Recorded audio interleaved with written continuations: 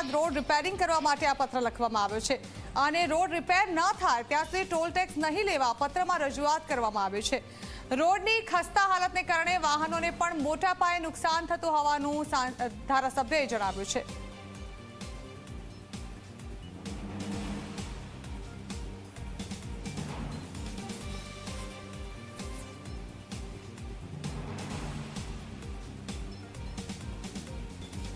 ત્યારે કોઈ પણ વ્યક્તિ રોડનો ટોલ ઉઘરાવતી હોય, કોઈ પણ કંપની હોય અને રોડ રિપેર કરવાની, એની સાર સંભાળ, એની દેખરેખ રાખવાની, એને મેન્ટેન કરવાની જવાબદારી એ જે તે કંપનીની હોય છે।